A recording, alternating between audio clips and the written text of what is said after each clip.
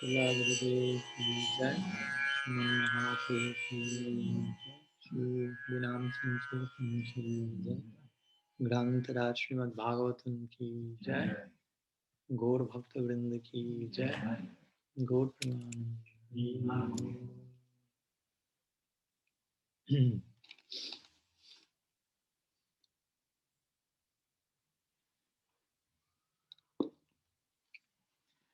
So good afternoon to all of you. Welcome, Pranam. Thanks for coming. And today we are continuing with our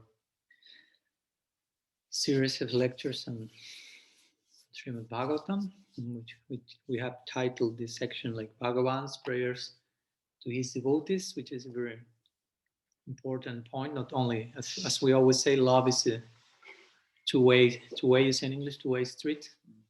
So it's not only about God giving to us, but also we also giving to him and vice versa. Sometimes we may overemphasize one way and not the other, more than the other, be one, be the other. So it's important to have the two tracks in place, if you will. So here in this case, the particular emphasis is Bhagavan's prayers to his devotees. Bhagavan's doing kirtan on his devotees, chanting the glories of his beloveds, chanting the glories of Bhakti. Basically, the whole Bhagavad Purana is about that. It's about Sri Radha. And Sri Radha is the ultimate expression of Bhakti. So Bhagavatam is all about Bhakti, and a particular type of Bhakti, because we find so many conceptions of what Bhakti is as a means to something else, as a whatever. So here we are speaking about what Srila Rupa Goswami will call Uttam Bhakti. Anyabilasita sunyam gyan karmadhyana bhutam anukulen Krishna nusilanam bhakti uttam. Like selfless, unimpeded type of devotion. So today's the fifth meeting, the penultimate one.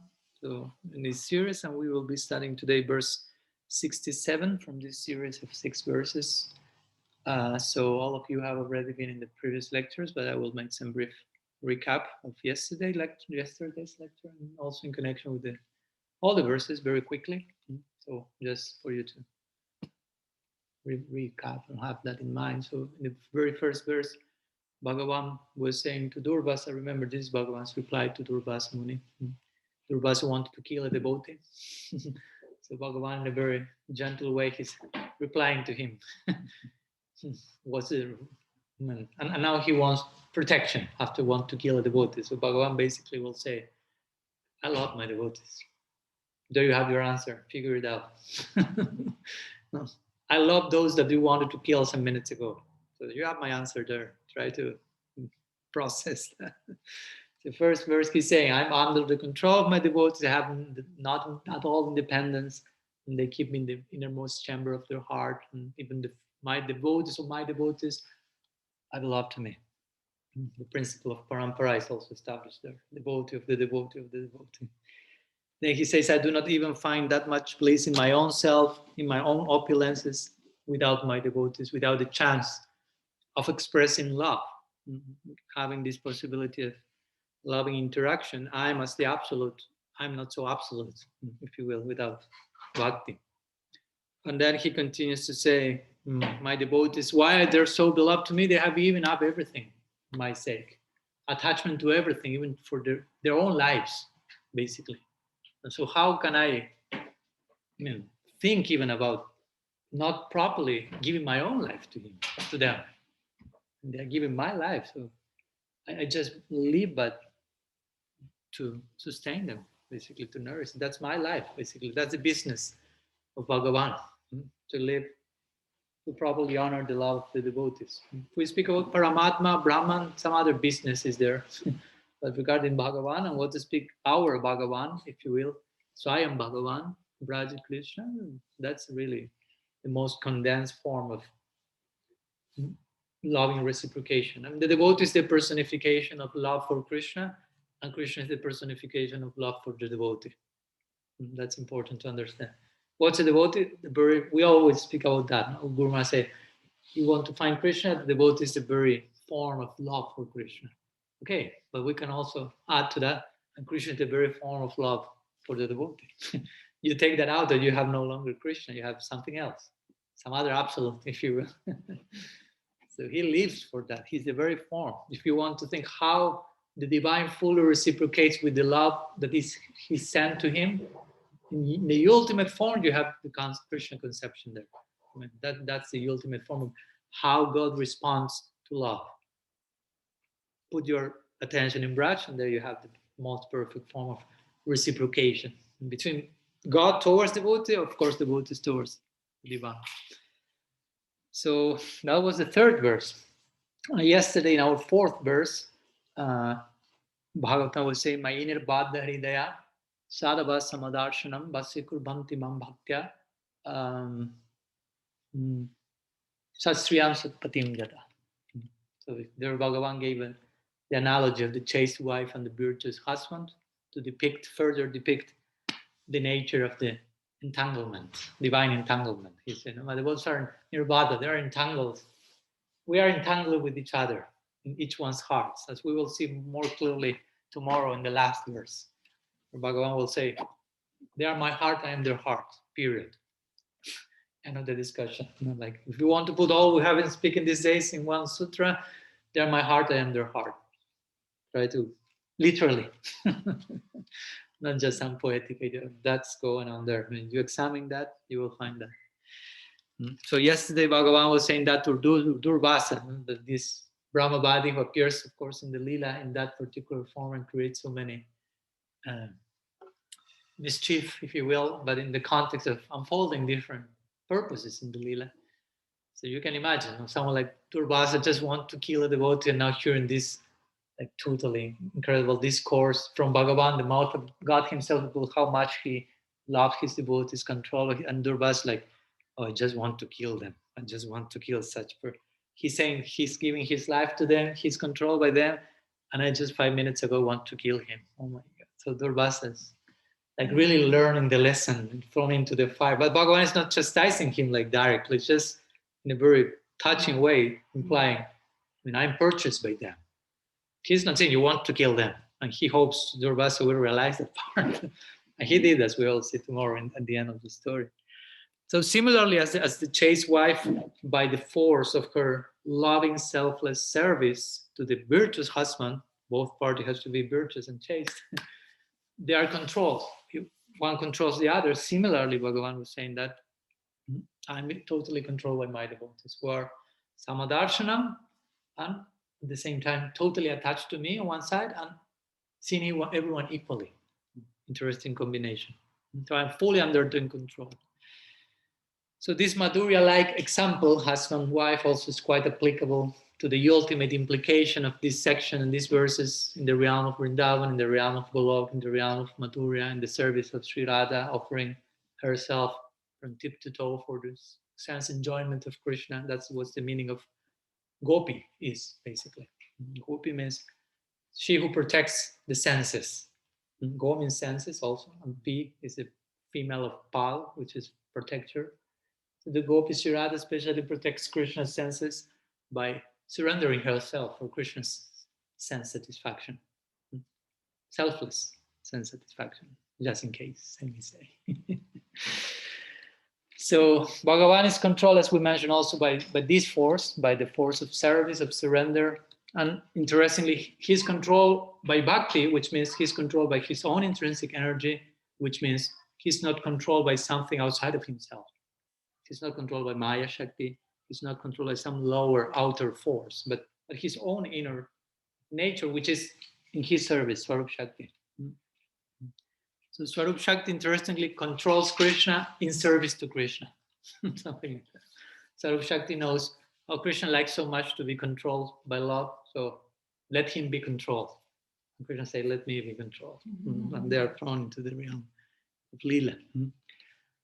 And this verse again was hammering on the idea of sadhu, sadhava, sadhuvir, honest people, free from cheating.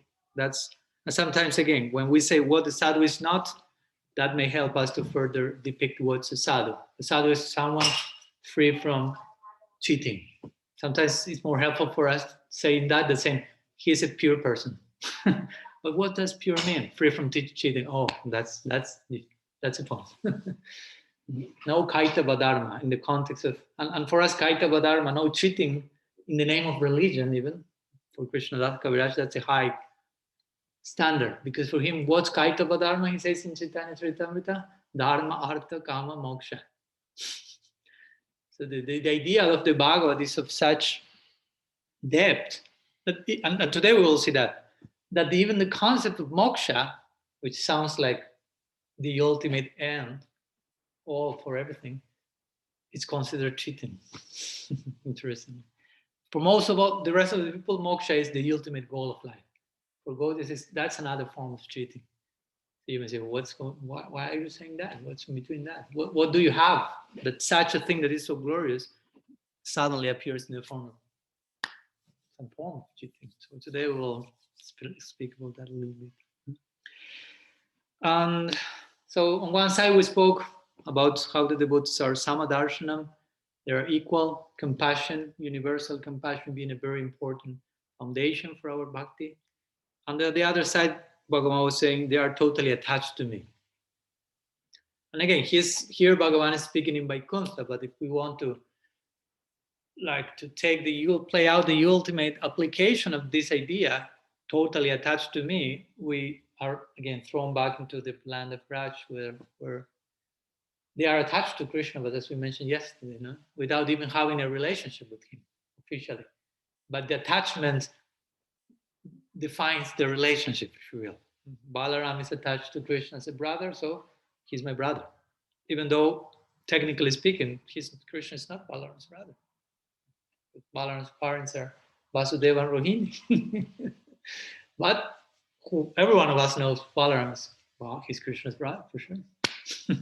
So that's the main point. No? The attachment is in the context of Krishna's family member. And that's what Uddhava saw when he went to Vrindavan and wanted to somehow support, what's the word? Like give relief, comfort, the Brajavasis in separation. And they want to say, well, the family ties in this world are temporary and the soul is eternal, all this like Brahma Gyan. But he realized, but you are totally attached to your family member, but the family member is Krishna. So it's not any family member, it's Krishna. So you are attached to Krishna as family member. So what's going on? Mm-hmm. So Uddhava started to short circuit at that moment. That began. This section sometimes called Uddhav Sandesh, or the message of Uddhava, but we could call Uddhav short circuit. So he started to realize that, okay, I want to instruct them, you should be detached from family ties and attached to the absolute. But he realized, no, but the absolute is the one you are attached to as a family member. So what's going on here? So this we find in Braj. So some brief recap of what we were seeing yesterday for those of you who were not here, and especially for those who were here, but sometimes we're not here as well. That may happen. No. I don't know why Anandana is laughing so much. I know he likes to laugh. And it was a long journey yesterday, no problem. It's understandable. So let's go to today's verse, the penultimate verse of the series, verse 67, 4th chapter, 9th canto of the Bhagavatam. Matshivaya pratitam te shalokyari chatushtaya kunechanti sivaya purna kunna kuttanyat kadaviplatam. So Bhagavan is speaking to Durvas. Sudarshan chakra is still blazing a little bit. And he's saying, try to enter into the situation and to enter into the psychology of poor Durvas at this point. I mean, he's like totally embarrassed. I mean, he has realized he made a mess. He's realizing, oh my God, the dimension of, because you may have made a mistake and you are on some level repented, but when you really start to realize which was the size, the breadth, the depth of what you did, it's like, okay, what to do now? And Bhagavan himself is telling you indirectly, in a very gentle way, loving way, he's disclosing his heart to Durvas. And Durvas is having a very epiphany-like moment. So here he's saying, my devotees who are always fully satisfied by their service to me, do not even desire the 4 types of liberation attained through such service. What then is to be said of other things that will only be lost with the passage of time? So we were saying moksha, kaitava dharma. So here is speaking why. Mhm. So the verse is saying, Matsivaya pratitam te. Well, generally the Sanskrit, as Prabhupada was explaining the other day, you have to begin explaining the last line. We can explain that from the first one. They are not too long verses, so we can make some. So Matsivaya pratitam te. So he's speaking about his devotees who are engaged in Matsivaya. Bhagavan says, in my seva, in my service. Pratitam means automatically achieved. Te means like they, these devotees who are self-satisfied. So they, by my service, achieve automatically what? Second line, Salokyadi Chatushtaya. So Salokya Adi.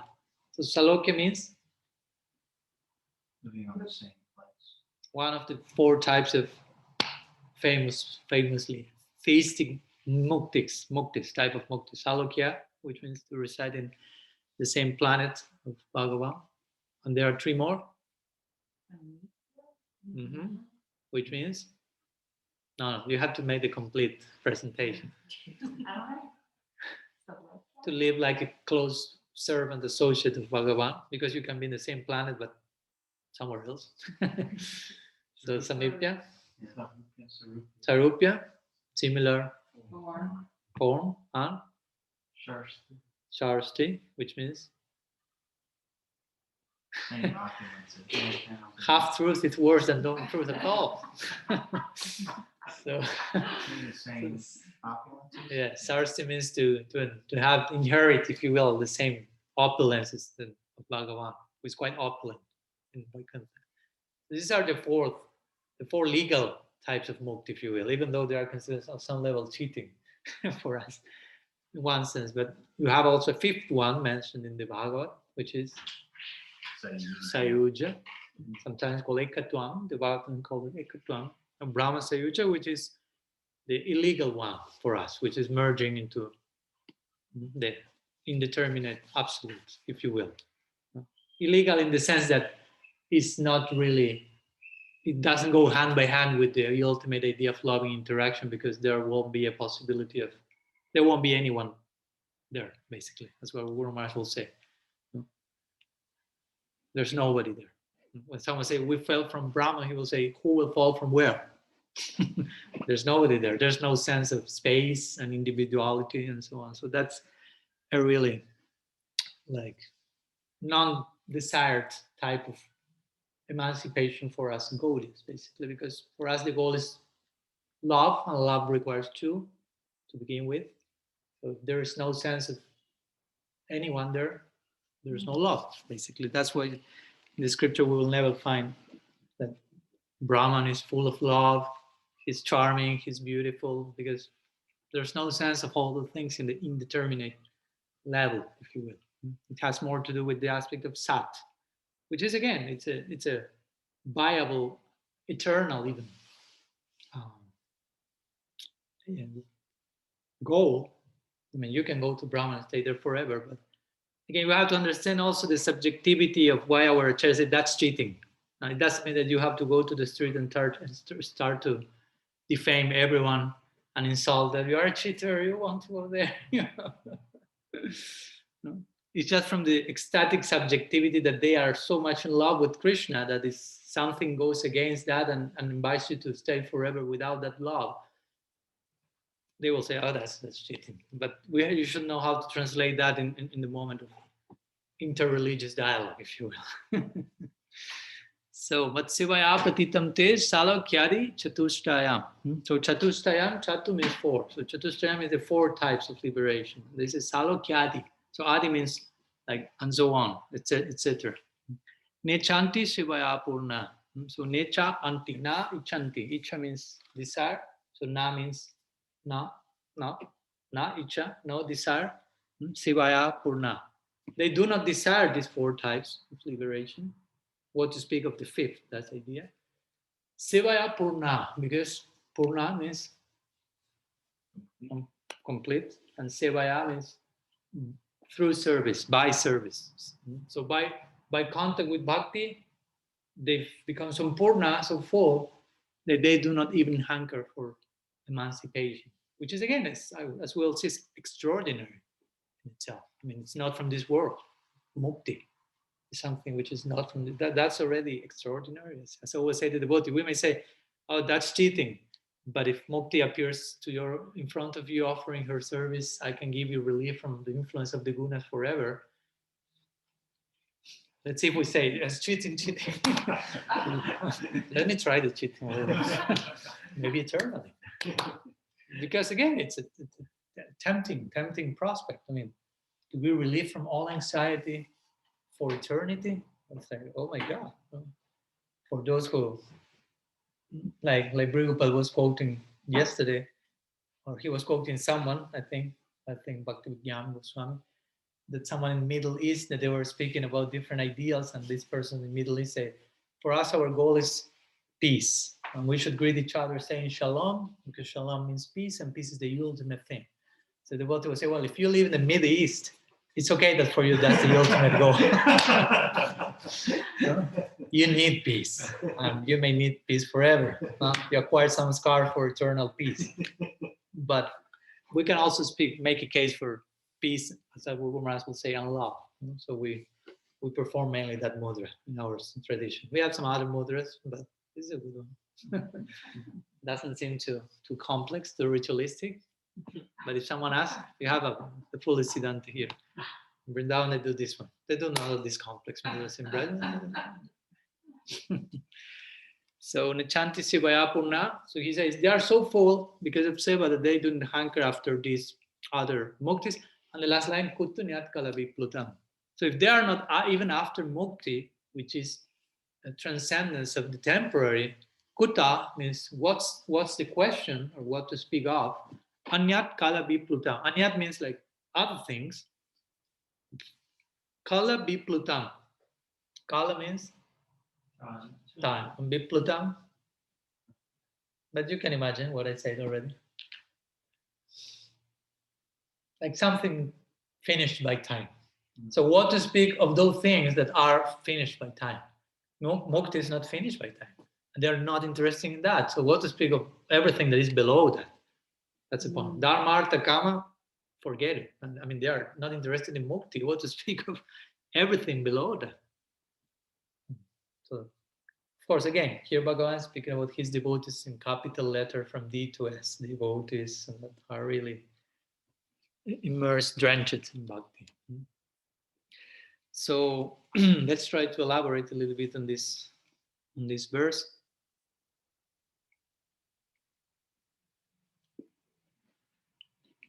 To begin with, Srila Jiva Goswami, in his Paramatma Sandarbha on Ucheda 93, which is we have been sharing some section from there till now. No problem. Some soundtrack, background music. So he says, on one side, this section is showing us that Bhagavan is not ungrateful, implying he's properly reciprocating with the desire of each devotee. So the point is that this type of devotees do not desire mukti. He will reciprocate accordingly. But also he says the state of the devotees when this potency enters into them in the form of bhakti is described in this verse. In other words, what happens when bhakti enters in, and he makes it clear, this potency enters into them in the form of bhakti. In other words, bhakti is not inherent. It's not inherent. If you want to make that case, you have to argue with Srila Jiva Goswami. I don't want to argue with Srila Jiva Goswami. He himself argues with himself and presents so many arguments. If you want to argue with him, you have first to hear his own arguments to himself, how he defeats himself. And after that, you say, I don't want to argue with him. Thank you very much. I would have never thought about the arguments he will present, what to speak of the replies to those arguments.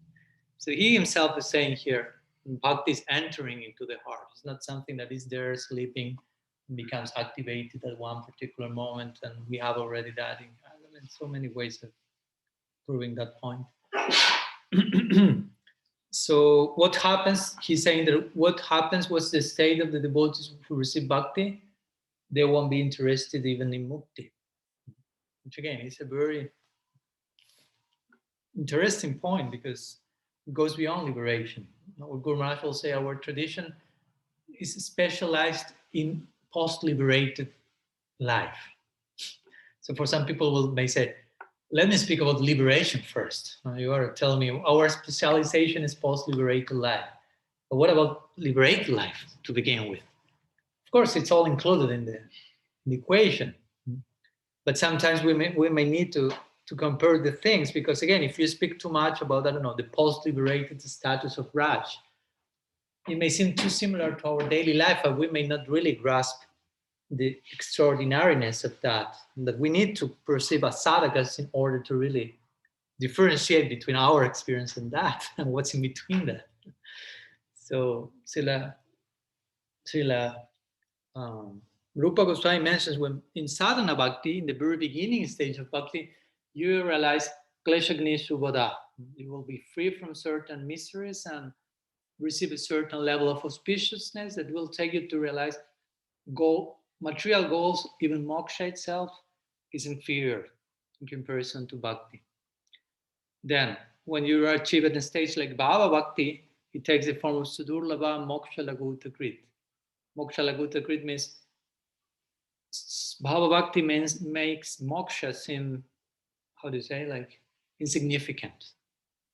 And Prem Bhakti, you no longer see the idea of moksha. It's totally disappears. It's like when you are riding on a plane and the plane is just like starting to leave, and you see in the window and everything seems a little smaller than when you are in front of the building or whatever.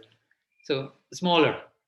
When it goes very, very, very higher, it's like almost like all the buildings, and it's like you see the whole map there. And when it goes above the clouds, stop existing. You cannot see them any longer. Above the clouds is like post-liberated life. Clouds is like heaven, liberation. Above the clouds. Gaudiya Vaishnavism is above the clouds. So above the clouds, you only see, there's nothing. There's only that reality. But of course, this is a subjective experience, although things remain existing below, but that person is totally in another reality. So, moksha laguta krit means moksha is insignificant. And moksha, again, we are not insulting moksha. It's basically trying to make some emphasis. That is not all. The ultimate potential of the soul goes beyond stop suffering, which is something incredible in itself. Stop suffering. We suffer so much. The main thing we want to sort out is how to stop suffering, of course. And that's a good point. And Krishna himself speaking about that in the Gita. But once you stop suffering, you have to do something else. When you are having, I have seen that people is suffering, they pray to God, they develop humility, they became sensitive. God replies the prayer, that's all. Now I'm okay, I'm happy, everything is nice, and I don't know what to do now. I start doing some extra nonsense. So I need, and I start to suffer again. So I have something to pray for. Something like that. When everything is too okay, we don't know what to do with our life. We are not expert as to live happily, as to know what to do with peace and happiness. We need to make mess again. So there is some action, some news, some movement, something to pray for, and some excuse to approach Krishna. But that's not the idea for us. For us, the idea is you obtain peace, and then the real thing starts, actually. Then we are starting to lay the foundation on which post-liberated life is come. Krishna says in the Gita, as we say yesterday, you cannot speak about happiness without peace. Okay, peace has its place. Control your mind. But again, for us, the goal is not control your mind. The goal is awaken your heart. There are two different things. One thing is control your mind. So stop the beast, if you will. Stop being an animal, basically. Try to control your urges. Rupa Goswami says that. Control your tongue. Control your genital organ. It may sound gross, but we have to mean somewhere. He cannot just go to this 11th verse of Upadeshamrita. Sri Radha Kund is the topmost place. I mean, control your tongue first. No? Stop being a beast, with all respect. Because if not, you want to jump into the Radha Kunda, you will drown there. If you are not self-controlled, what advantage you will take from just bathing in Radha Kunda, if you will. Like someone once said to Srila Siddhar Maharaj, oh, I found a quote that says that you can bathe in Radha Kunda, because Srila Siddhar Maharaj was of this idea, I won't bathe into Radha Kunda, that's too sacred. I will take some few drops, put it in my head, that's all. And someone said, here's the quote, said you should have a bath in Radha Kunda. Srila Siddhar Maharaj said, and where does it say that you should do that with your body? So the devotee was like, that's all. Why we understand everything in bodily terms? No, that's a point. That's our problem, external terms.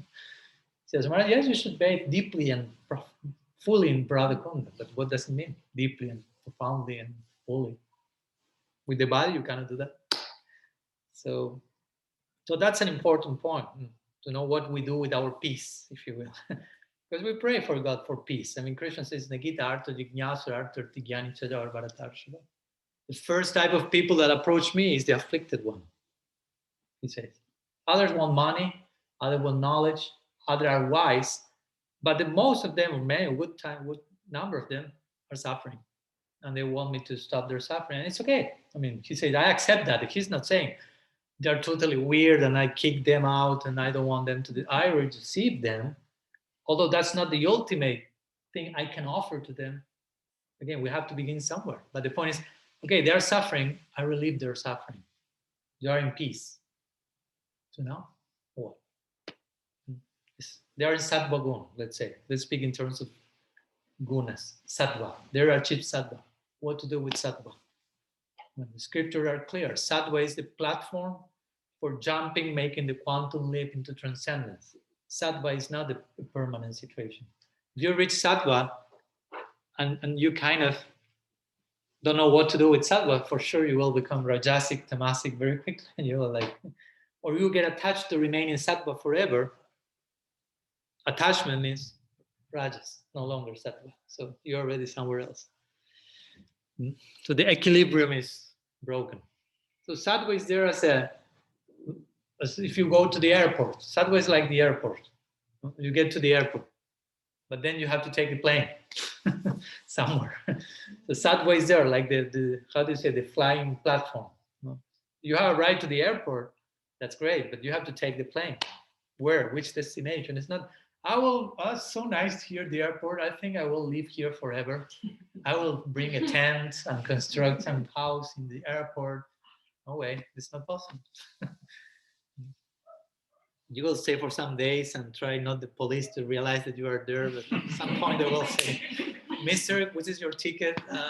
This is not your house. You cannot live here forever.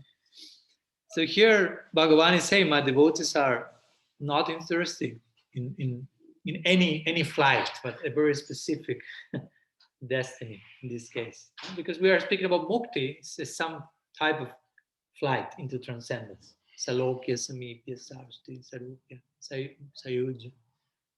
But they are not interested in Mukti. And this is very important. Again, we have to really, we may not have been born into the Vedic culture in India in the times that these types of messages were shared, but you have to really understand. Be careful. Almost had Saints Mukti.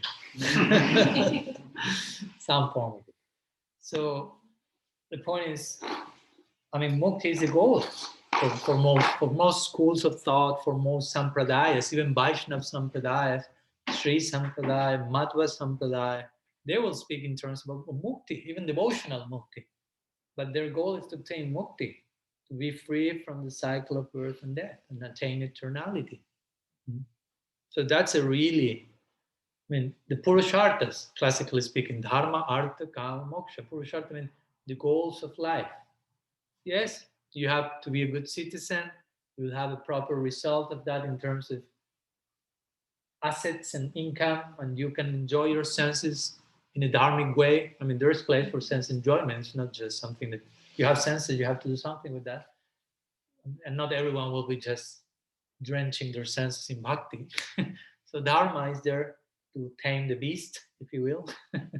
But all of that will converge in moksha, classically, Vedically speaking. Dharma means I behave nicely, so I have a nice fruit of that, nice result. And from that, I enjoy nicely. So dharma takes to artha, artha takes to kama, and kama takes to moksha in the sense of frustration. After considerable kama, you realize, oh, this is not going anywhere. So moksha. I want to get free from that. But again, these are the two tracks, as Guru Maharaj will say, in which all material life is going. Bhogantya, bhogantya. Enjoyment, rejection. As he will say, someone is dying for getting a new house, and that the owner of that house is dying for selling the house. So one wants to take that, one wants to give it up. So, and next you will be the next wanted to reject that. I mean, so it happens. It's like this. It's like this because there's the nature of material objects, and that's our nature as non-material objects. I mean, we may get something new and we get excited. Oh, I have this new table, this new harmonium, this new carpet, this new studio. This is transcendental for other activities. But the point is, anything new is like, oh, such a new, nice glass. Look, these flowers. Like some Japanese design, whatever. But after 2-3 days, I mean, it's a glass. And after some years, so this is already old. This is the painting is out. I will have to get something new. Who wants this? So this is a healthy example. There are more delicate things. So but the point is that all these purusharthas, all these goals of life converge in moksha, converge in mukti. That's the end point for most followers of Vedic tradition. They engage in yoga misra, even they may engage in bhakti for that, yoga misra bhakti. You find that in the 8th chapter of the Gita. People embracing bhakti for the sake of mukti, basically. But in the Bhagavat, again, this is considered cheating. Cheating, you can imagine. To be free from exploitation, that's something so noble, so heroic in this world, something who is not taking, not exploiting, not selfish. You have to go through that to attain moksha. That's a superhero in this world.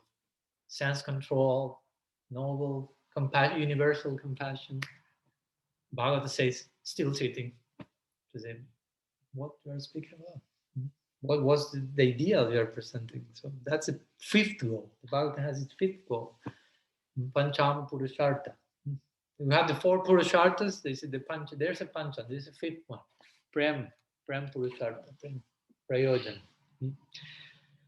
And the Bhagavatam says that. The Gita hints at that also. Muktanam, Pishidanam, Narayana, Parayana.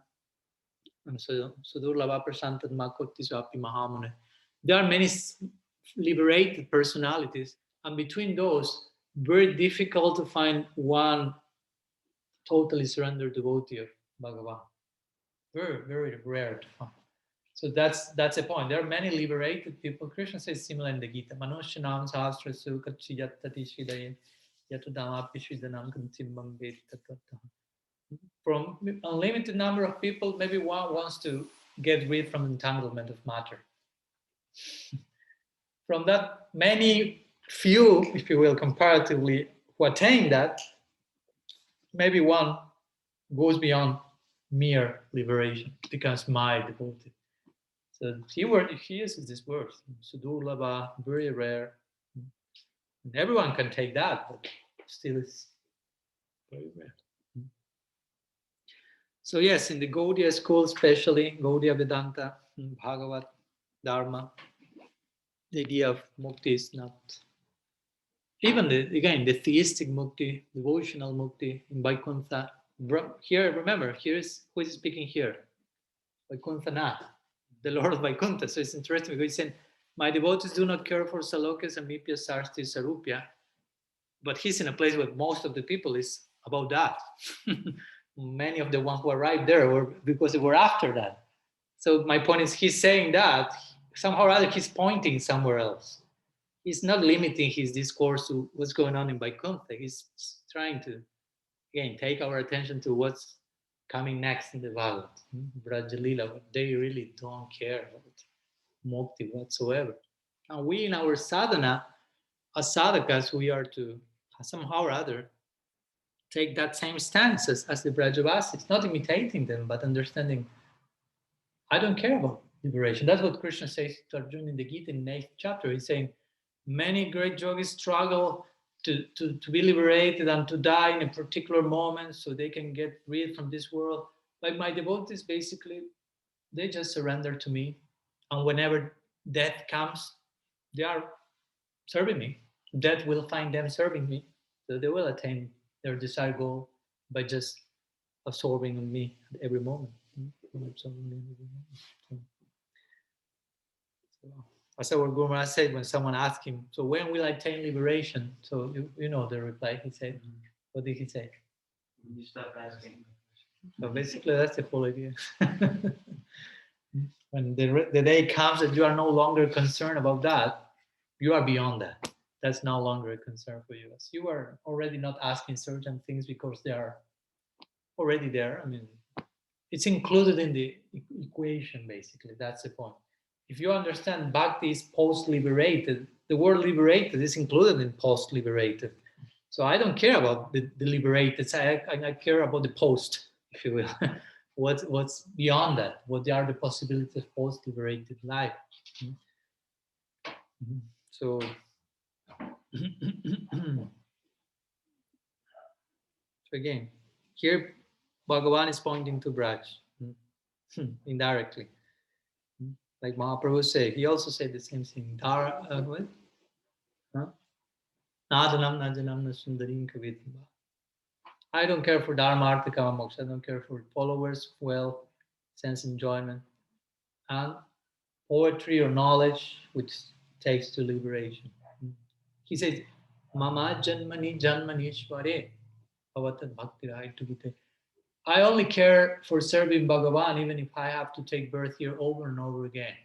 I've heard devotees say, even great sadhus, the devotee will be willing to come to this world over and over again because for them, the coming to this world will allow them to enrich and sweeten their sadhana and their practice. And I mean, there's a total different. They are not coming to this world. I mean, if someone is thinking like that, they are not fearful about coming to this world again. They're welcoming them if that's favorable for their service. That's the point. Many great would say, if coming to this world will intensify the quality of my service, I mean, that's not coming to this world. That's the conclusion. If by coming here, my service condition is enhanced, I mean, I'm not coming to this world. What's this world? I mean, everything is a state of consciousness, basically. As we always quote, like when Prabhupada Bhaktisiddhanta said, first instruction my Guru Maharaj gave me is never go to Calcutta. And first thing he did was going to Calcutta. So someone asked him, but I mean, it seems that you are not getting what does it mean to be a disciple. Your Guru gave you mainly one instruction, and that's the first thing you disobey. They say, no, I never went to Calcutta. They say, what they are saying, you establish a marble temple, giant thing there, you are living, there's your headquarters. They say, no, I always remain at the lotus feet of my Guru Maharaj. I never went touch Calcutta. So Kolkata is a state of consciousness, basically. North Carolina is a state of consciousness. Manamora Vrindavan is a state of consciousness. So that's the point. So in Vrindavan we find this. They do not care about liberation. As the scripture describes, in Vrindavan every tree is a kalpa vriksha. No? You can ask the tree whatever you like. What would you like to ask a tree in Vrindavan? You have to confess. No. What would you like to ask? Many things. Many things. Yeah. Okay. So the cows are kamadhenu. You can ask many things. You can milk from the others, and instead of milk, you can milk sapphires and diamonds and whatever. Lamborghinis, skyscrapers, pretty powerful cows. The land is Chintamani. It means like sometimes how to call it the philosopher's stone or touchstone. That whatever it touches, it makes it like super valuable jewel, the earth. I mean, you may be just collecting the earth, thinking, oh, with this. But the most interesting thing, as our Guru Maharaj tells, the people living there are not asking anything. They could. The possibility is there. It's not that they are living in a poor village. It seems a small place, not so opulent like Vaikuntha, but the scripture says Vrindavan is more opulent than Vaikuntha. But all the Aishwarya in Vrindavan is totally, how do you say, like buried, as we say the other day, under layers, layers, layers of something else. Love, intimacy, selfless service. So you try to imagine, do you have in your house this like potential of asking your house, like this is a story of Sanatana Goswami also. He received one Chintamani stone once, and a thief heard about that. Maybe you heard the story. Mm-hmm. I will tell it anyhow, no problem. Yeah. So the thief went, and he was like looking for the Bhajan Kutir of Sanatana Goswami was not a skyscraper, so he was absorbing Srinam there. And the thief say, he made a whole show, like coming to beg mercy from Sanatana Goswami, but his idea of mercy was quite different. So he say, well, how are you, Baba? Nice to meet you. You know, I heard here and there that you had something called like Chintamani or something. It would be possible to see it. He said, yeah, it's there thrown in the compost in the backside. So he went and he found a full pile of compost made of diamond. Because the Chintamani was there. So he took the Chintamani and said, oh, maybe he threw it because it's not working or whatever. So he tried to test. I know everything was becoming like, how do you say, precious stone or whatever. So he left. He said, well, with this, I can retire. I mean, I don't have to work anymore and just, this is my business.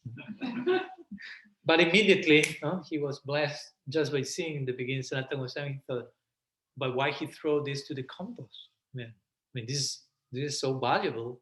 He considers rubbish. Mm-hmm. So he must have something more valuable. His thief psychology took him that there must be something more. Greed. And there was something more. There was another Chintamani. Nam Chintamani Sri Krishna Chaitanya Rasa Vigraha. So eventually he came, he asked for Sanat, this is Chintamani, but you threw the Chintamani. I said, yeah, I have another Chintamani, more valuable than that. Oh yeah, can you give me that Chintamani? Yeah, for sure. Come closer. Give me your right ear for a minute. I say, what? You will put a stone in my ear or whatever? So he gave Harinam. The thief became himself a precious stone, basically, by entering with the Chintamani of Srinam. So that's the point. That's why a devotee is not preoccupied with Mukti, because and that will happen to us as sadhakas. When will we stop asking, when will I get liberation? Well, when we are too preoccupied with bhakti, basically. That will be correspondingly, there will be no preoccupation with mukti. Still, we may be preoccupied. We may not be thinking, I want salokya, samipya. Our mukti is, I want to stop suffering. That's mukti, because mukti means liberation. Liberation from what? I mean, liberation implies negativity. Getting free from something negative. That means liberation, redemption. I've been freed from jail. But again, the analogy goes, you've been living in jail for your whole life. Suddenly you are out of jail. Great. But I mean, going out of jail was not the goal. The goal is, what do I do now with my life outside of jail? If I don't know what to do, I may, again, commit the same nonsense. I go back to jail again. Many people does that for different reasons. But the point is, again, if we don't know what to do with our peace, we will go back to jail again, following the previous analogy. So we will stop wondering about stop suffering and peace and getting mukti when we are really too preoccupied with bhakti. It's consuming all our capacity of preoccupation, if you will, and engagement. So, so again, by Vaikuntha here, Narayan is speaking in Vaikuntha about those devotees who are beyond the perks, you say in English, the perks of Vaikuntha. That you say that many of these muktis are like the perks of Vaikuntha. Many people, Jiva Goswami says in Priti Sandarbha, are even do not have prem, and they can achieve Vaikuntha with some level of bhava, but only with certain types of mukti there, like Sarupya, Sarsti, and Salokya. I want a form similar to Narayan. I want wealth like Narayan. I mean, of course, this is not in a selfish, exploitative sense, but there is some sense of I want to live in the planet of Narayan. But all of those ideas do not necessarily have to do so much with I want to render loving service to Narayan. Mainly that has to do with Samipya Mukti, to be a close associate. If you are a close associate of Narayan, it's not just to be there like, hey Narayan, how are you? No, but to really render service like the Venkateshwar Sevakas were doing the other day. Venkateshwar ki jai. So, but generally, many are attracted by the Vaikuntha perks, if you will. So there's no necessarily prem. So here Vaikuntha Narayan is contrasting that, speaking, my devotees do not care about all these things. So somehow or other, Krishna is like finding his place to speak through Narayan and point to Vrindavan, to the Vaikuntha beyond Vaikuntha, if you will. The Bhagavatam itself, the whole discourse of the Bhagavatam is in that structure in that way, because in the Bhagavatam you find 10 main topics.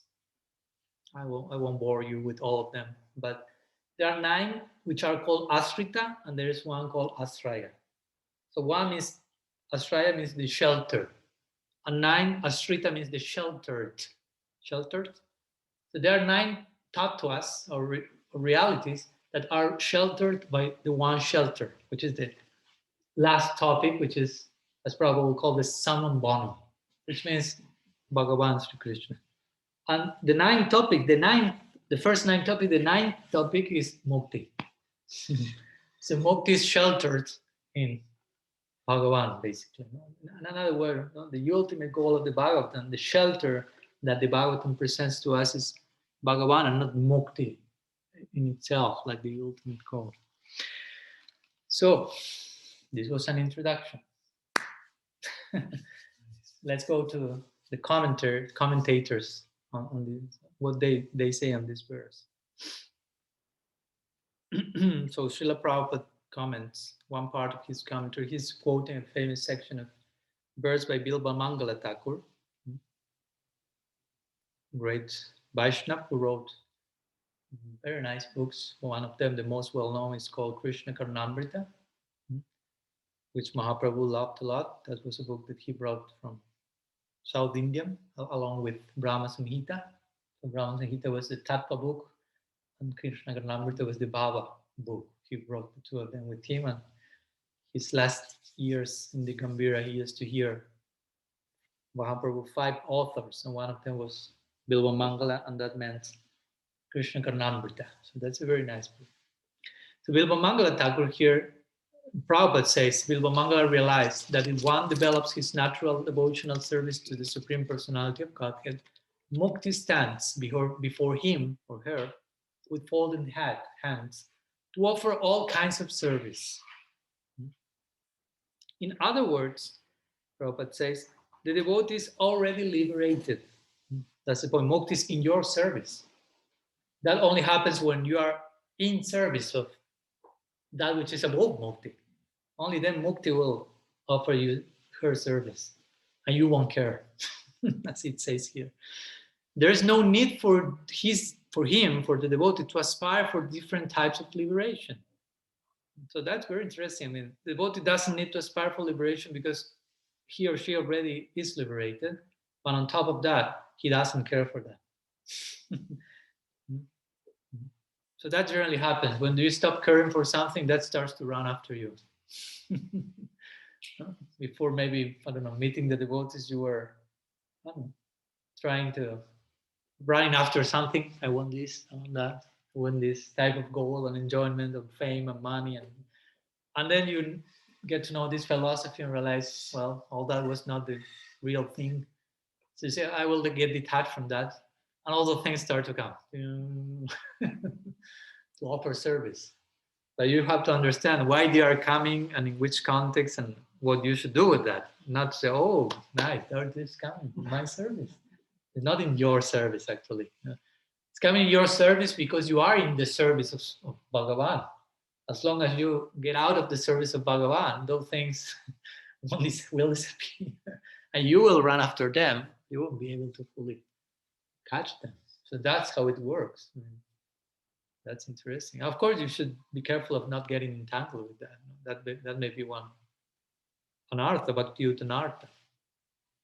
That is defined by Vishwanath. That you can, for example, you begin bhakti and you may not have fame, for example. You may not have knowledge. You may not have followers.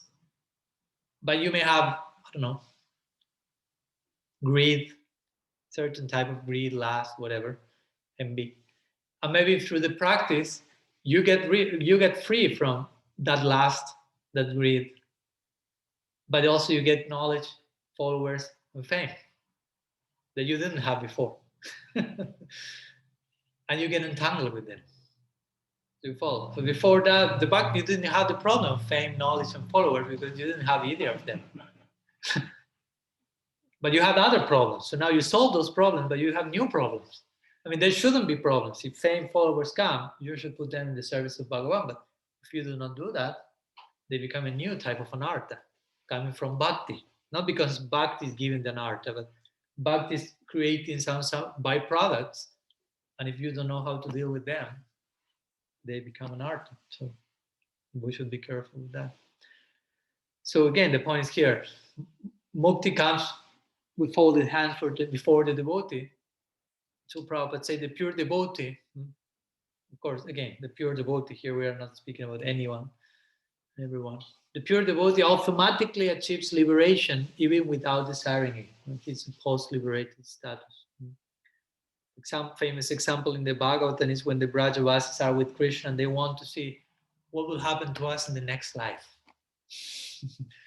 So the idea here, the point is this. Now, most people would like to know, maybe in the heavenly planets, with some Gandharvas maybe there, hopefully, Apsaras, and some enjoying heavenly delights, or Mukti, free from all the suffering. But that was not the expectation of the Brajavasis. They wanted just to see what they saw, what Krishna showed them. He showed them what? The very exact same situation where they were at that moment. He said, like, if I show you, okay, you want to see your future life, and I show you like a portal, and it's like if I put a mirror now in front of you, and you see yourself here sitting, hearing Harikatha chanting, and hopefully you're happy with that.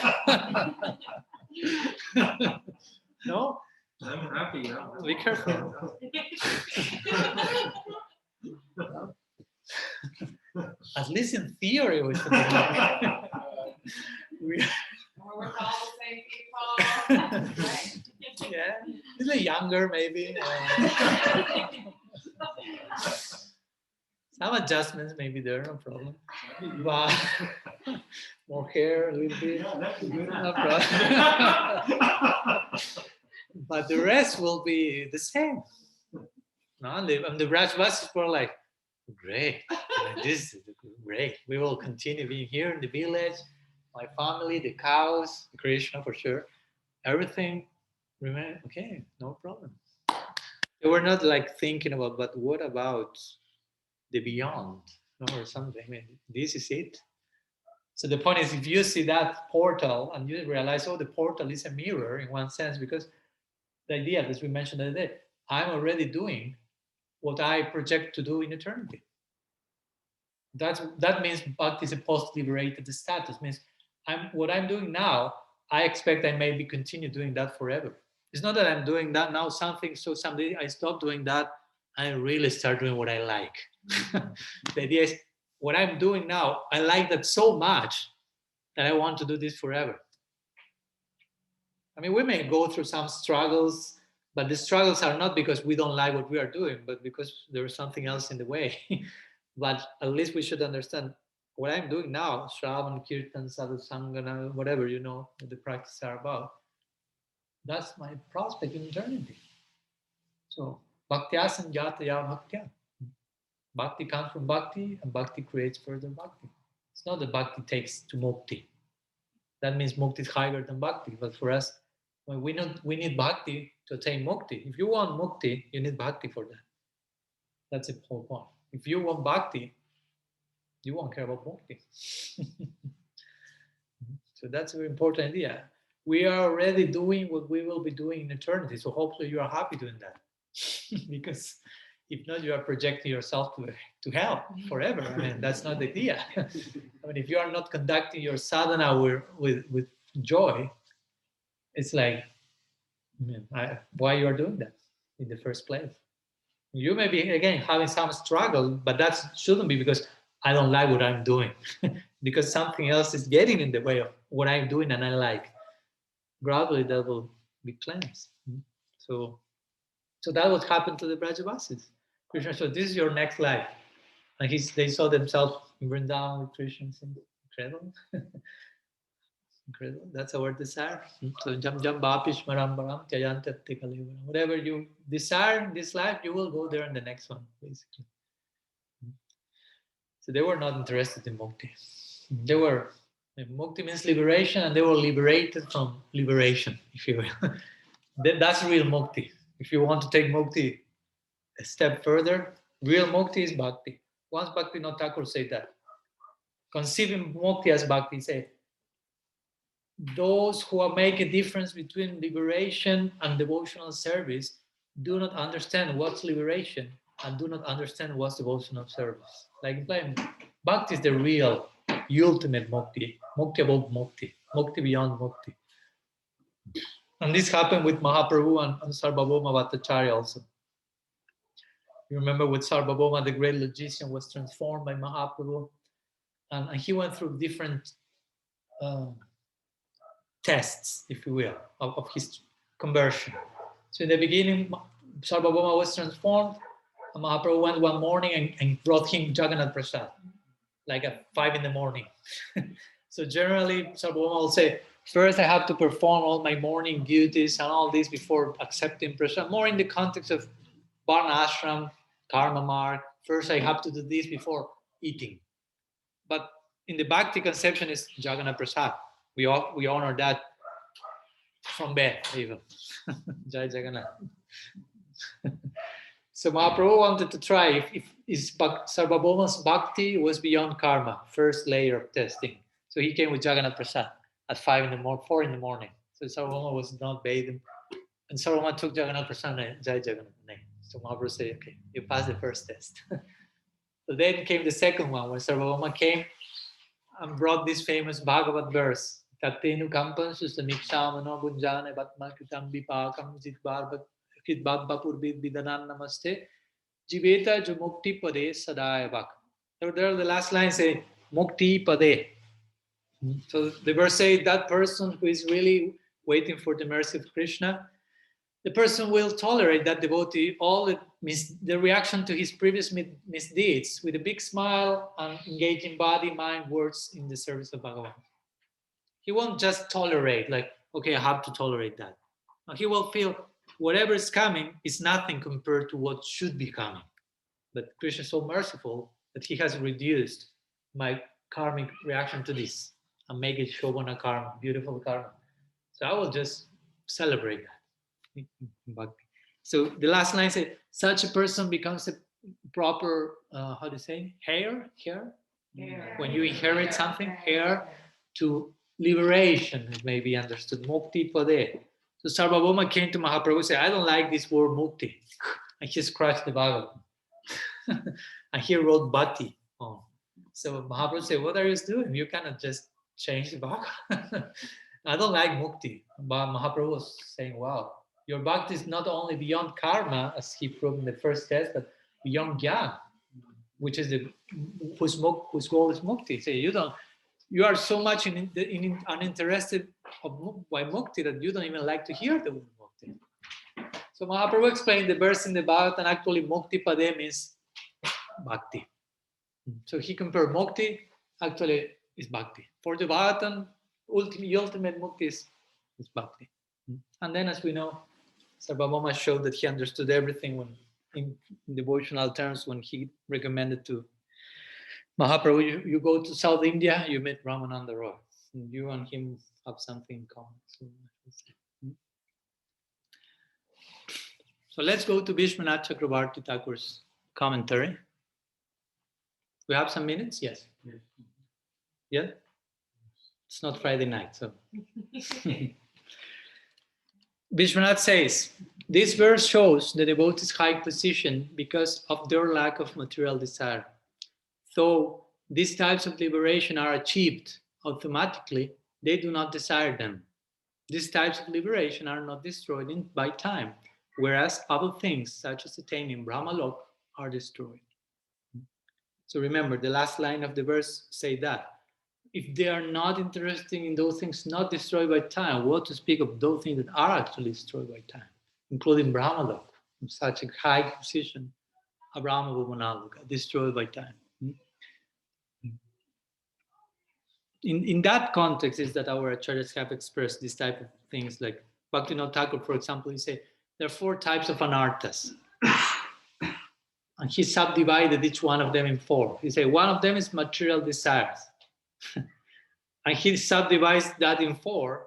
And he says the 4 subdivisions of material desires is desire for gross sense enjoyment, desire for heavenly delights here on earth or in Swarga, desire for yogic perfection, and desire for Mukti.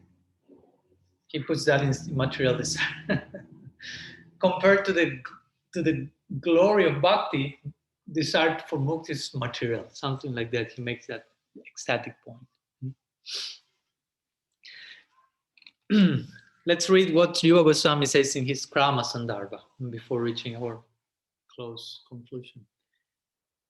Here Bhagavan shows the extreme sacrifice of the devotees. They're willing to renounce even liberation. Salokya, etc. are not perishable. Then what to speak of perishable happiness? I mean, we can never make this point enough. And the Acharyas are hammering on this. Still we are after, sometimes we're greedy, crazy, thirsty, after perishable things. So what to speak about not being interested in unperishable goals like Mukti. We have to really ruminate these ideas, which are the implications, practical implications of that. And again, all this is very subtly and indirectly pointing ultimately to Vrindavan, to Braj, especially I will say to Gopi Bhav, in the sense of what? The gopis do not care for their present life nor the future life, in the sense of Krishna's playing the flute, and the gopis are just running after the flute. And there are many verses in the scripture saying that they do not consider their present. What's the verse? Matka. Oh, okay. Yeah. No, Bhagavatam. Of the 21. You know. They did not care for the future life. Yeah.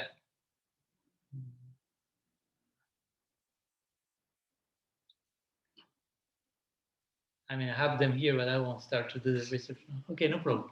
So the verse, the translation says, the gopis do not care for the present situation, the present reputation in society, what the rest will say about them. But also they do not care for the future lives. They are risking everything because in the social terms of the Leela, they are risking their present situation, running from their homes, leaving their so-called husbands to meet with Krishna. And they are risking the future life because if you are a lady, an adulterous wife, according to the Vedas, your future life will be ruined. You won't be in a very good position. So the point is, in the social dynamics of the Leela, the gopis are risking both their present situation, the future lives, running after the sound of the flute, and without any warranty that they will be able to meet Krishna. They don't know if they will be able or not. And they always manage to do it, but they do not know. There's no security. That's parakya about. Parakya means uncertainty, total risk. So that enhances the condition of service. So the point is, indirectly, this is happening here. This verse is saying, my devotees do not care for liberation, which may be taken as future lives, what will happen? The gopis here are throwing everything out of the window, just running after the flute. And someone say, but what about future life, liberation, next birth, this life? I don't care. No? Or as you know, Krishna having the headache and they're giving the dust of their feet, Narada saying, but by putting the dust of your feet on Krishna's head, do you know what will be the result? Yes, eternal hell.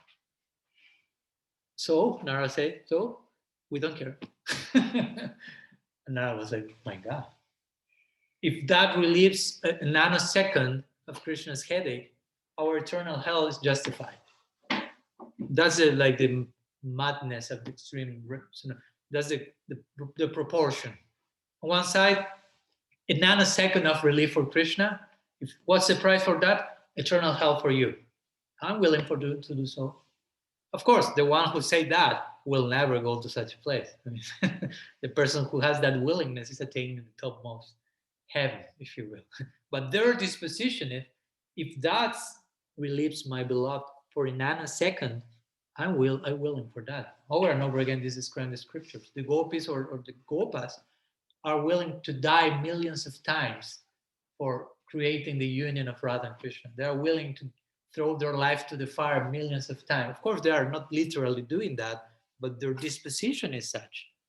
If that will help to create the meeting of them, well, that's the best justification for my prime, for my life here. So again, it sounds extreme, but the gift is extreme. So that will create some so-called extreme reaction to that.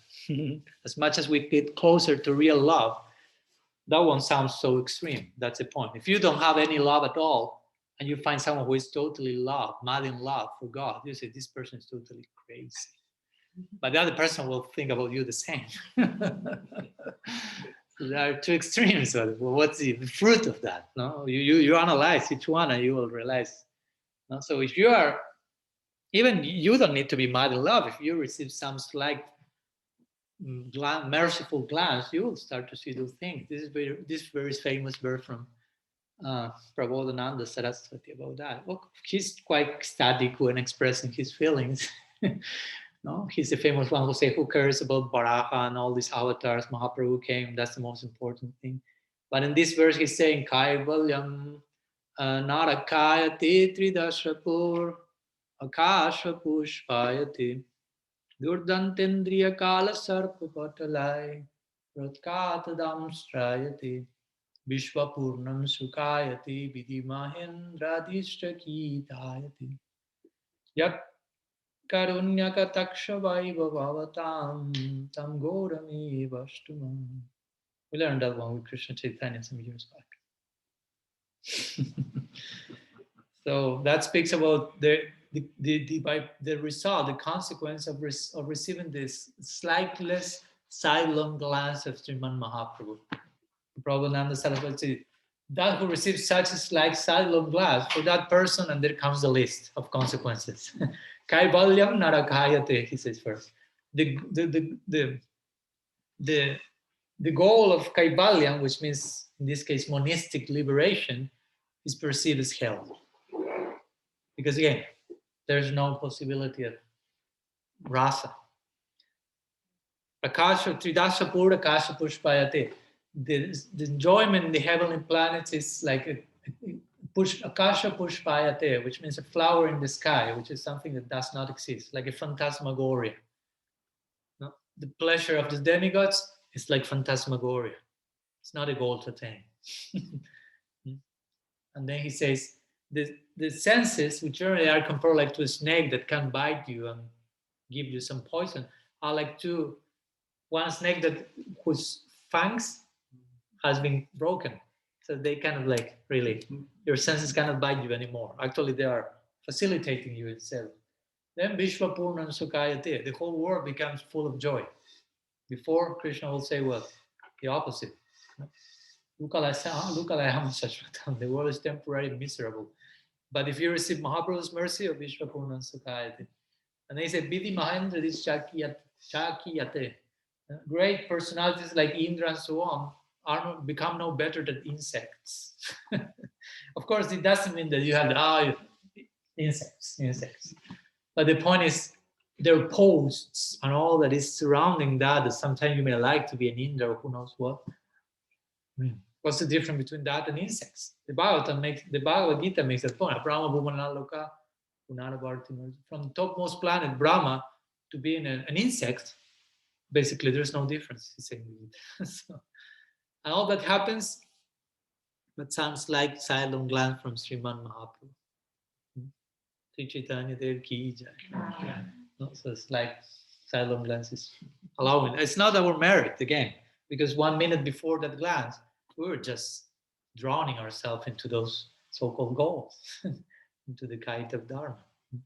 At least in theory, we know that's not the real thing. In practice, still maybe some how to say, learning curve, but at least we have received the ideal, the prospect, and the connection with those who embody the prospect. So we are in safe hands.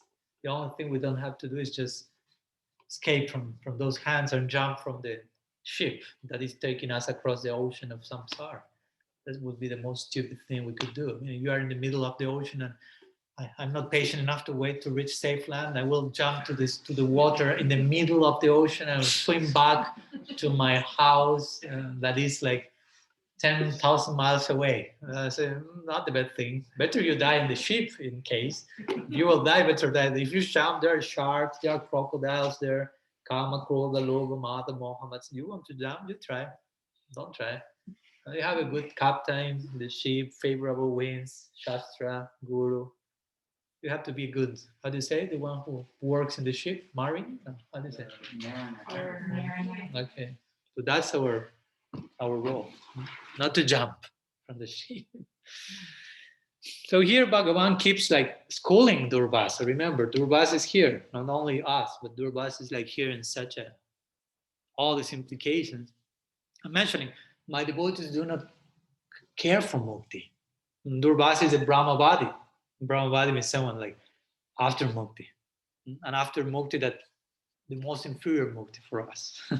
So Durvasa is being really schooled on so many levels here. And my devotees are not interested in Mukti. What to speak of something below Mukti, which means Bhakti, material enjoyment, related to the body. And Durvasa was just running after, because the Sudarshan was threatening his body. So in another word, there was some Bhakti in Durvasa in that sense. So he's receiving these two lessons here. You are caring so much about Bhakti and Mukti. My devotee, Ambarish, which you think he's a material sense enjoyer because he's a king, he doesn't care for those things that are your whole life. So Durvasa is here like having a very big lesson. So as we mentioned, Bhagavan is inclined to protect Ambarish and not Durvasa, but that's not a defect in Bhagavan because as we mentioned, if he will protect Durvasa, he has to neglect Ambarish. And he cannot do so. Let me close with one more quote from Paramatma Sandarbha. Also Anucheta 93, Jiva Goswami is saying, now, if some bear malice towards the devotees, then Bhagavan's own hostility towards such people is not a defect, because this is a part of what it means to favor his devotees. Rather, because such hostility toward those who oppose the Lord's devotees nourishes his affection for his devotee, his Bhakta Vatsalya, it is a unique manifestation of bliss that is a part of the Ladini potency. So when Bhagavan gets angry with those who attack his devotee, his Ladini Shakti increases. Because of this hostility, Bhagavan awards such people oneness with Brahman, which is like a desert. Desert is something else. In relation to the all-exceeding nectar of Bhakti Rasa, which at every step manifests varieties of condensed bliss. The attainment of oneness with Brahman is acutely opposed to the nectar of devotion to Bhagavan, and is granted only because it is the proper treatment for a person whose disease of enmity towards the devotees of God cannot be cured by anything else. So in other words, the point is if someone is bearing malice towards Bhagavan's devotees, then Bhagavan will protect the devotees by chastising the wicked. But the anger of Bhagavan, if you will, so-called anger, is a manifestation of his intrinsic potency only. It's not Maya. He's not like angry like we may be under the influence of Tamaguna, but he's under the influence of Ladini Shakti. He's increasing his inner bliss because he's protecting his devotee. And he says, Jiva Goswami says, such offenders are granted Brahma Kaivalya, Brahma Sayuja. Because why? Because if they are envying, here speaking about grave cases that envy the devotee. So they cannot receive, their envy is beyond any other cure, basically. That's the idea here. And that speaks how unbecoming envy is, basically. You cannot do too much about that.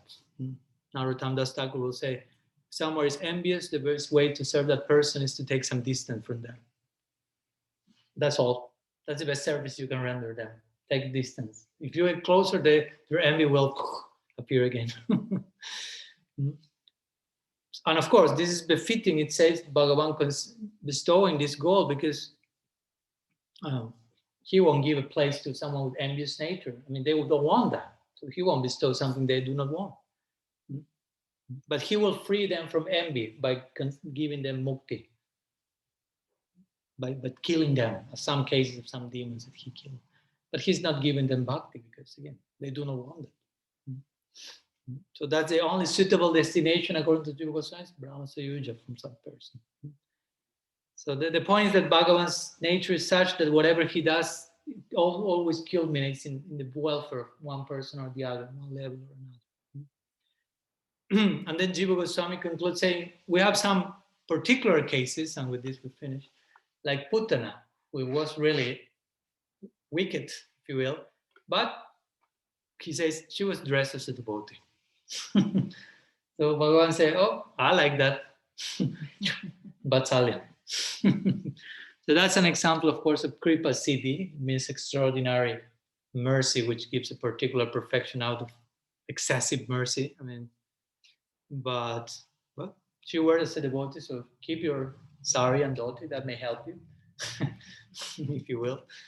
For those who say devotional clothes, I want another topic. Okay.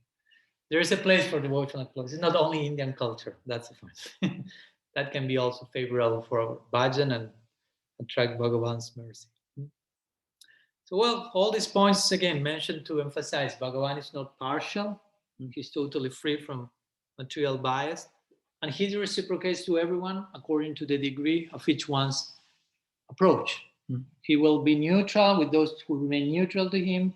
He will be extremely affectionate to those who are extremely affectionate to him, and so on. Especially he will be, that's the point of this series, affectionate with his devotees who pursue bhakti for bhakti's own sake. As we mentioned, bhaktya sanjataya bhaktya. This is a famous line in the Bhagavatam, which means bhakti comes from bhakti and bhakti goes to bhakti, if you will. Bhakti is not looking for something else. Bhakti tends to produce further bhakti because bhakti is the ultimate goal. That what shows how bhakti is supreme. It's not going to something else because there is no something else. Bhakti is the ultimate goal. So some ideas we wanted to share today. Sorry for the extension. Today, if there are any questions, we can spend some minutes if Manan Gopal agrees. Okay. So are there any questions for the ones present here, for the one connected online? From today, from yesterday's lecture, we didn't have time for questions yesterday. So Maharaj, Krishna now, right? yes. Yeah. Is there a difference between moksha and mukti, or this is just the same state but different terminology? Same state, different terminology. Yeah, actually they are synonymous. Moksha and mukti refer to the exact same idea, which is liberation, freedom. So it's the same. Interchangeable, you say? So, yeah. Something else? One more. Yes. this idea about Putana was dressed as a devotee.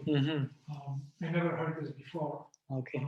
I heard that because she was a woman, she came as a mother, approached Krishna as a mother. That this was the catalyst for which Krishna bestowed on her, his mercy. So, could you elaborate more on where it comes this concept?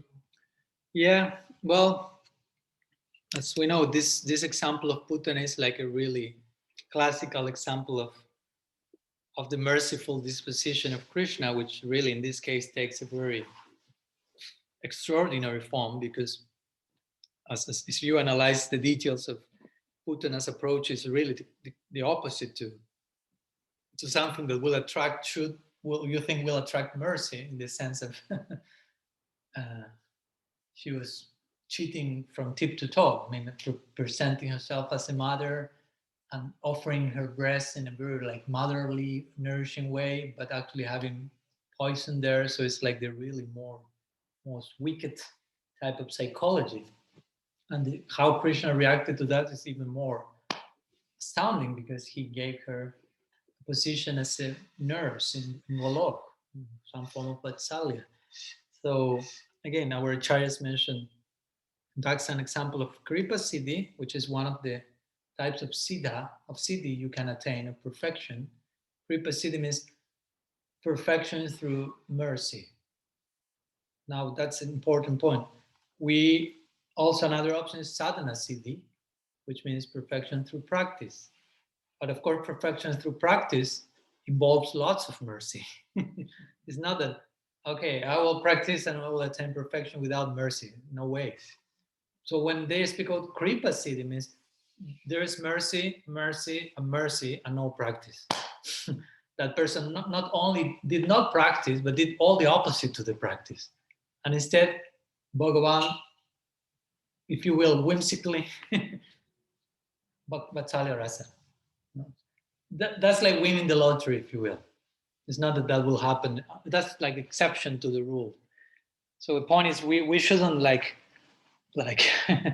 how to say, subscribe ourselves to the Kripa Siddhi club, if you will. We shouldn't, okay, I will try to win the lottery and I will believe my life, hoping that Krishna someday may give me excessive mercy only for having a dhoti. It doesn't work like that. It's like that's a form of cheating. I mean, you are not to calculate. It's like if you say, I may win the lottery someday, so I will never work. Because if I win the lottery, I mean, that's all. But the point is, you probably will win the lottery. That's for 99.9999% you won't. Especially if you think like that. So you should live as if that won't happen. So you should practice, do sadhana, but at the same time, as my Guru Maharaj will say, your effort goes in the direction of obtaining mercy. I mean, mercy means something that may come without effort, but generally, the general course of that we should take that one is it will come. I mean, it will be appreciated, if you will, as much as I apply myself in the practice.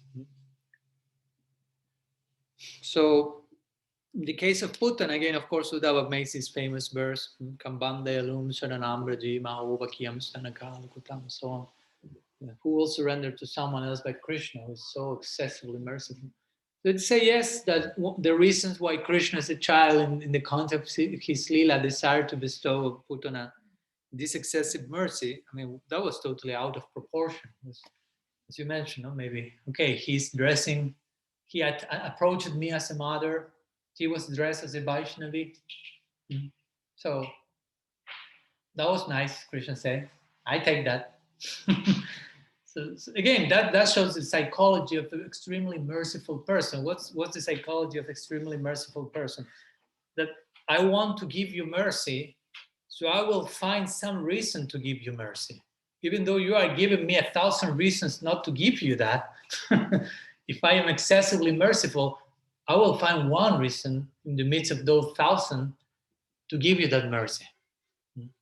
So that's like of course, we shouldn't like rest on that. Like, okay, Krishna is so merciful that, of course, at the same time, we are doing our best. And at the same time, we know still I'm not giving too many reasons to.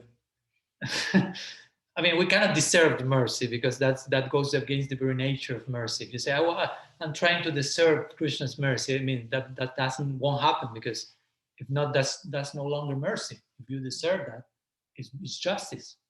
So that's the whole point. Important to understand. I mean, you should be very careful when you are doing the best of your efforts. It's not to deserve mercy.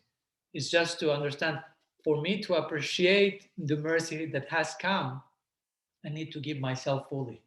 As much as I do that, I will be able to take advantage of mercy and invoke further mercy. But it will be always undeserved. That's the point.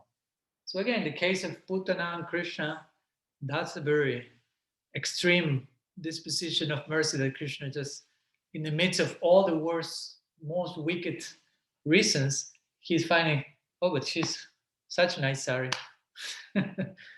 Beautiful tilak. I mean, why not see that and fully concentrate everything there? Something like that, Krishna is saying. And he approached me as a mother, and someone may say, no, but yes, but on top of, no, he didn't have ear for that.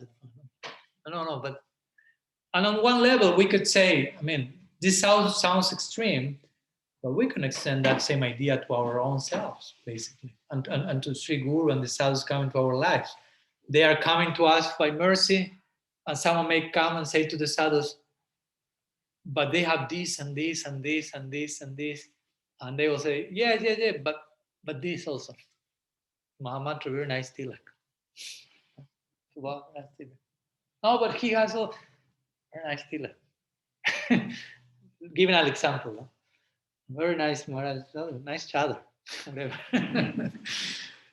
And you may say, but that's not all. You should see everything, but that's not mercy. Again, if you start to try to put everything in the scale and calculate everything in this, you are already in the realm of justice, and you will be a loser there, always. Don't expect to be a winner in transcendence, taking the path of justice. I mean, justice means karma. Karma means not transcendence.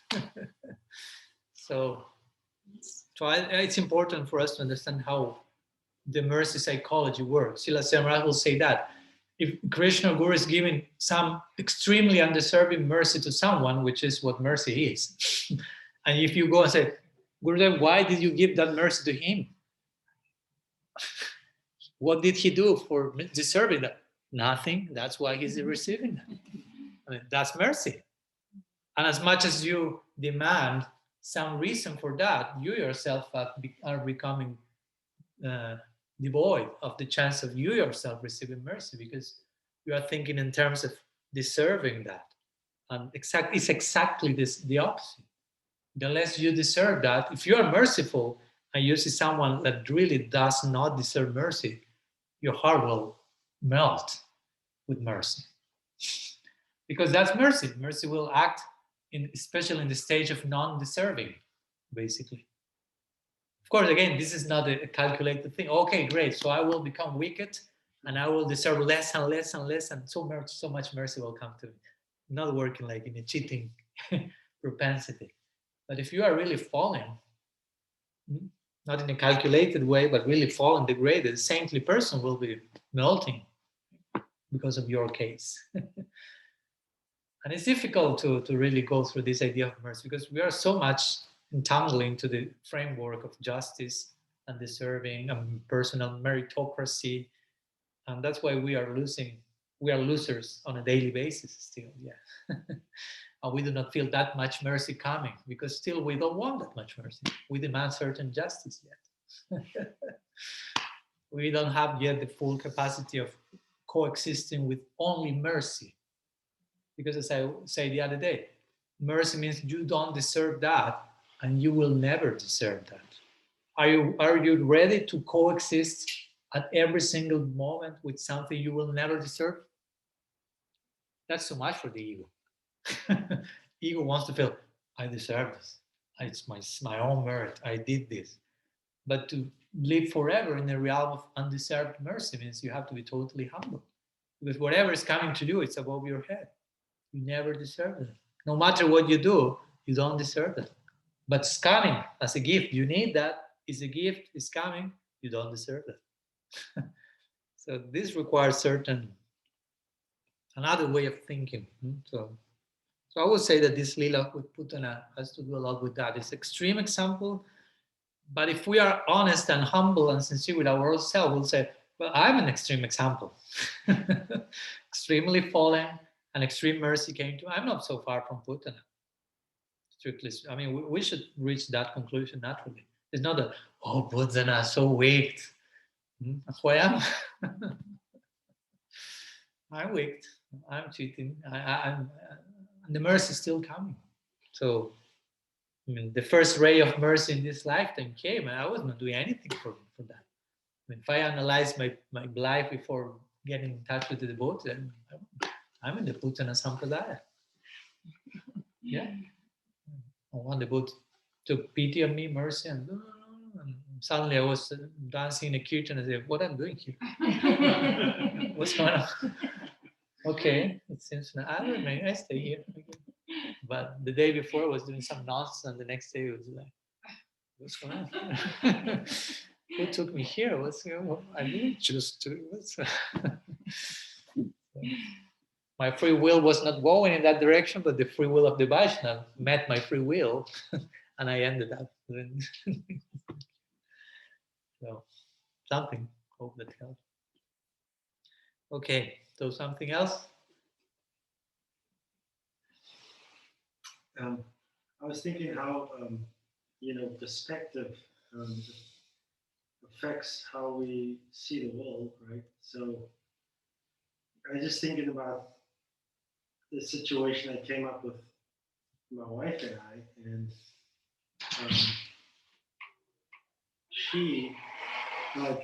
she's doing, let's say she's doing some activity, she's doing some service, she's doing some work, and the result is a result from that work. And she sees it like I just did all this work and I got this result. But I'm thinking, I'm praying for this result. And the result came. So it's because I prayed. I'm praying, and I'm praying for this result, and Krishna's making it happen. So my perspective is, yeah, you have to just pray and Krishna will make it happen. But her idea may be, wow, I have to just do the thing and then it will happen. Mm-hmm. Do you understand? Mm-hmm. And I feel like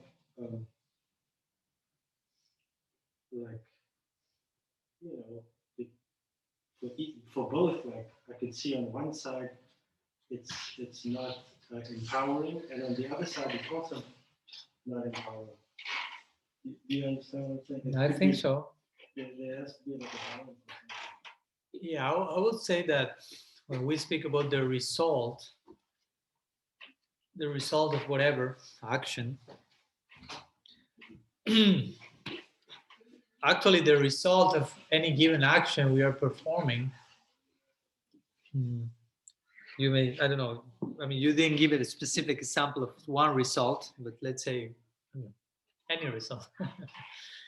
But the real results, and Krishna when speaking in the Gita about Nishkam Karma Yoga, what to speak of Uttam Bhakti, but Nishkam Karma Yoga, he's saying the result of the action is not the result as it is the money, the cows, the whatever, but it's the consciousness that will come as a fruit of approaching the action in a particular way, whatever it be, detachment, enlightenment. So my point is, for us in Bhakti, what's the result, the fruit of the action we're performing? It's not that something in particular has to happen externally. I mean, we may have some idea. I don't know, if my Guru Maharaj said, Maharaj, I want you to, I don't know, paint the house, whatever. So I'll try to paint the house, but maybe I won't make it because there was some earthquake or I don't know what. Or my arm got cut and I remain with one less arm. Whatever the example. But it doesn't mean that the result is not there. The real result in that, as a bhakta, is I want to increase my bhakti. I want to please my guru. I want to get closer So no matter what external form it takes, there was some ideal result in mind. Do that, do this. But if it took some other form, it doesn't mean that the real fruit is not there. Do you follow? So my point is, regarding your example, someone may say, okay, one person did that and thought, okay, I make my effort, this happen. And the other person say, no, pray to Krishna, that happens. But actually, what should be happening is not the result that maybe the two of them are thinking is the result. The result is, for us, the fruit for us is, I'm getting closer to Bhagavan, I'm getting further insight. So, and that won't happen by only my effort. So I will just hammer in that direction because, and of course, even if you want to take it further, if you think, okay, if you are an atheist, let's say, and you don't think there's God's grace, and whatever I do is by my own personal merit, and if you want to water down the situation to that, okay, but the point is, you are still dependent on so many things. To perform any single action, Krishna describes in the Gita, so many factors have to be there. It's not only you. I mean, that's a really egoic idea. I'm doing it all. I mean, you're depending on light and air and water and this and agents and agencies that are not in your control. I mean, you cannot provide them to yourself. You need them to come to you. So you are dependent on so many. That's why the Vedic, like, cosmovision tries to at least begin saying, okay, become aware of the gods in nature and be grateful to what they provide you. So you start to realize on some level, I'm a dependent unit. I'm not alone in this. It's whatever I'm doing is accompanied by so many forces there. So I won't be so arrogant to say, I did it all. I did this harmonium. This is my piece of art. You cannot create the wood. You cannot create the paint. You are provided. You are doing something, of course. You have will, some instrument in between. But so even if you want to think in terms, I did it myself, not need to pray to God. Yeah, but you may feel the not need to pray, but still you should acknowledge you need so many elements in place for that to happen. And so, and of course, with that consciousness evolves more and more, you realize God is behind all these phenomena, and that's he should be prayed for. And when you pray to him, that's interesting because, of course, on some levels, I won't think, okay, now pray to God. And let's say that person may think, okay, the same result is happening. An atheist, that will happen sometime. An atheist will say, I'm doing this thing, I don't need God, I'm doing and it's working. And you are praying to God for the same thing, it's working for you also, but I get the same result without God. But of course, the person will say, if that person is really connected, will say, actually, the result for me is not the result in itself, you think, is through my prayer to God and getting closer to him, blah, blah, blah. The other thing is a byproduct of my prayer, basically, if you will. And of course, in a higher level, the devotee is totally surrendered to God and will say, I want to do whatever you want. And you may have some idea, and God is sending as a result the opposite. But you won't feel, oh, God must not be pleased with me. You're just adapting yourself in Darwinian terms, like the survival of the fittest. So for us, even that's a more important point, because we say, you pray to God and he will make it happen.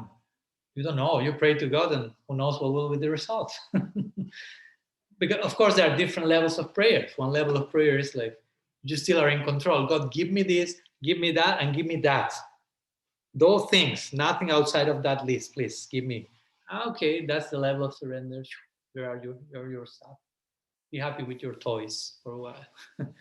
But when you evolve, you say, give me whatever you consider best for me in my particular case. And that may be a thunderbolt. Okay, you need a thunderbolt in your head now. Thank you so much. You have to be grateful and recognize the mercy there. So that's the result you are attached. And again, from the outer view, you say, oh, your prayer to God is taking you to ruin. And I don't need God and I obtain everything I have. But it's what it seems. But externally, but internally, something else is happening. So, but there are levels again, according to the level of each one. Okay, an hour and 45 minutes. Sorry so much. Srila Gurudev ki jai.